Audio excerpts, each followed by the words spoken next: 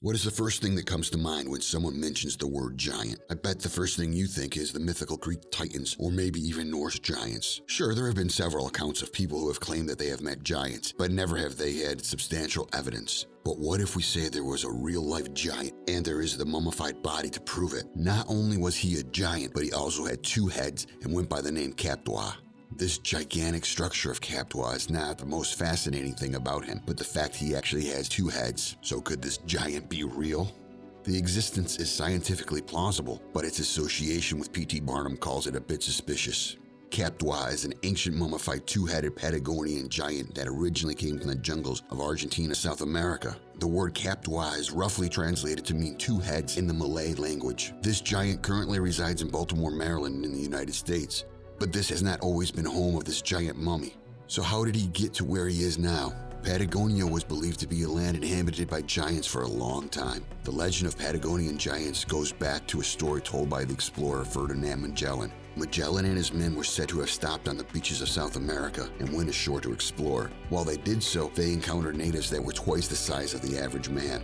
This is probably because the indigenous people of the region are actually taller than the average man, and the description by Magellan was exaggerated due to the long-standing belief of Patagonia being the land of giants. But is it possible that there had been a few real giants in Patagonia, and Captua was one of them? In 1673, this giant was captured by Spanish sailors and was set captive on their ship. They tied him to the main mast, but he managed to break free. But in between his trying to escape and the sailors trying to contain him, he suffered a fatal injury. They skewered him through the chest with a spike. The story fades after that, but his naturally mummified body somehow finds its way to England in the 19th century, during which he enters the Edwardian horror circus, and over the years, he passes from showman to showman before eventually ending up at Watson's Burnet's Pier in 1914.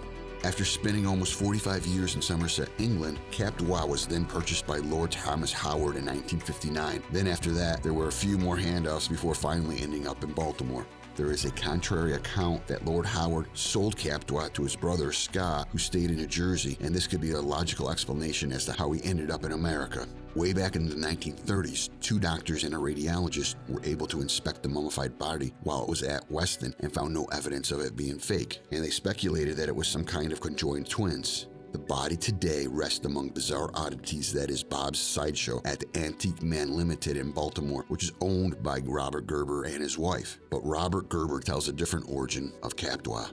He says the giant was already found dead on the beach with a spear through his chest. This version says he was found in Paraguay and not Patagonia. Paraguay were the ones who mummified the body and worshipped it in a sort of religious ceremony. Some point after this, British Captain George Bickle heard about the giant body and he infiltrated Paraguay and stole the body and brought it to England. Both accounts end the same way, with the body traveling from the hands of different showmen and then eventually ending up in Baltimore. But now that we looked at the history of Captua, the question that's hanging in the air is a 12-foot man actually possible? Well, let's assess the facts. Though the idea of a real 2-headed giant is just as far-fetched as the idea of discovering a troll or a gnome, it is not as far-fetched as it sounds. Let's start with the creature's unusual height.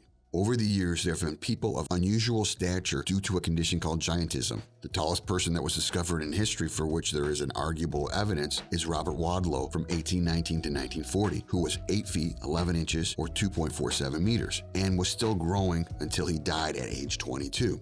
Although people have been found to be 8 feet tall, no living person or skeletal remains have been found that are 12 feet tall. Yes, a human can grow that size, but there is an increasing health complication that would make it more challenging to reach that height and survive.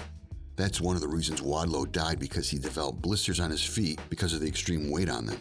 The problem of having 2 heads, both in humans and animals, has now been recognized. One of the ways a conjoining twin can form is through a condition called dicephalic parapagus, in which the twins will appear to have just a body but 2 heads. However, there are rare exceptions, such as the Italian brothers Giovanni and Giacomo Battista Tocci and the modern-day Minnesota sisters Abby and Brittany Hensel, who hardly ever survived to adulthood.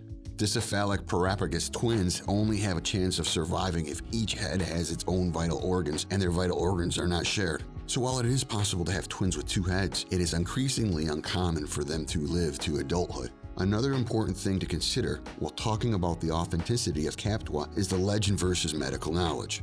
We must simultaneously imagine two extreme unlikely scenarios in order for Captua to be true. We would assume that dicephalic parapagus twins who were born with yet another condition that would shorten their lifespan were able to overcome all health issues, grow up, and were even powerful enough to engage in combat with a group of sailors. It makes the story very unlikely, and it would need much more convincing evidence to make the story believable. Although the body was alleged to have been examined again in 1960 by physicians who again said that there was no sign of being fake, but other experts have examined the body or checked if it had the internal organs required for it to survive that long. Captua's connection to Phineas Taylor Barnum, a 19th century showman and politician famous for his show featuring creatures and objects he claimed that were the remains of mythical creatures, is another cause for suspicion. The two famous examples of P.T. Barnum's creatures are the jackalope and the Fiji mermaid, which eventually turned out to be hoaxes because P.T. Barnum was famous for telling tales. Although there is a strange art form known as rogue taxidermy, which has to do with the reconstruction of corpses to look like mythical creatures such as dragons, fairies, goblins, and even giants. Taxidermy is not a common practice today, but it was a common practice in the 19th and 20th centuries. So a two-headed Patagonian giant is something that would have been a likely candidate for taxidermist. There are other giants mentioned in tales from the 17th century besides Captua. Sebald Weird, a Dutch captain who served from 1567 to 1603, described an incident in which he and his crew saw members of a race of giants as they passed the Magellan Line. They said they encountered unusually large boats menacingly approaching their ship, and the boats managed to be manned by naked giants with red skin and red hair. Their demeanor was aggressive. Though it is scientifically plausible for Captua to be read as a set of dicephalic parapagus twins who suffer from giantism, the unlikelihood of the whole situation and the involvement of P.T. Barnum has made the whole scenario even harder to believe because this man was known for producing hoaxes. As if for Captua is real or a product of taxidermy, only time will tell if several tests are conducted on the giant's body. If the existence of this giant's body is ultimately proven, it may indicate not all myths and legends are untrue and that there is, in fact, some truth to them. After all, if giants are real, who knows what other creatures might be real? That could indicate that extraterrestrial life exists. Tell me, what are your thoughts? Leave them in the comments below.